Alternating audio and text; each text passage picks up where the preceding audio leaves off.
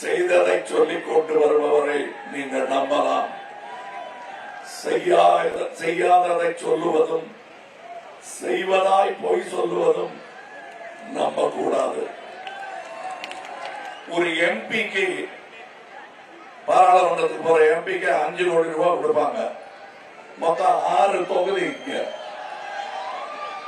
ஒரு தொகுதிக்கு 1 கோடி ரூபாய் கூட கிடையாது. ஆனால் அந்த பணத்துக்கும் ஜிஎஸ்டி போடுற அரசு இது. அதாவது மக்களுக்கு செய்கிற விஷயத்தில் கூட ஜிஎஸ்டி போடுற அரசு. இந்த அரசு முதலில் ஜிஎஸ்டி கொண்டு வருவதற்கான ஏற்பாடுகள் செய்த போது நான் முழுவதுமாக முன்னிலை அரசியலில் வரவில்லை. இருந்தாலும் சினிமா துறையிலிருந்து வந்த ஒரே பலமான குரல் என்னுடைய குரல்.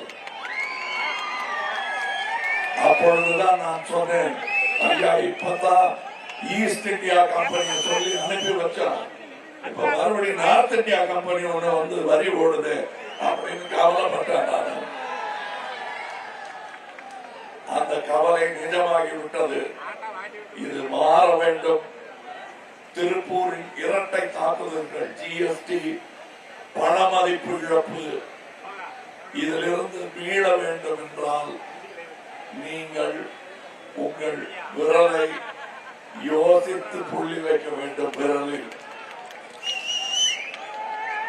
சரி, ஜிஎஸ்டி பிரமாதமான ஐடியா, கமலஹாசன் தான் தப்பா சொல்றாருன்னு சொன்னீங்கன்னா இப்ப ஓட்டு கேட்க வந்தீங்க, ஏன் ஜிஎஸ்டி சொல்லி நீங்க ஓட்டு கேட்கல?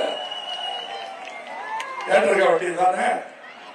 நாங்க பிரமாதமான ஐடியா கொண்டு ஜிஎஸ்டியால் நாடு எப்படி செழித்து இருக்கு பாருங்கள், எங்களுக்கு ஓட்டு போடுங்கன்னு சொல்லட்டு பார்ப்போம்.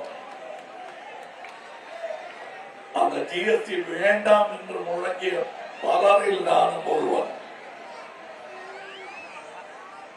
அச்சு விலை உயர்வு, யான் தட்டுப்பாடு கிட்டத்தட்ட உலகத்தில் முதல் நிலைக்கு நெருங்கிக் கொண்டிருந்த திருப்பூரை பின்தங்க வைத்தது இந்த ஜிஎஸ்டியும் பெட்ரோலும் பண மதிப்பு.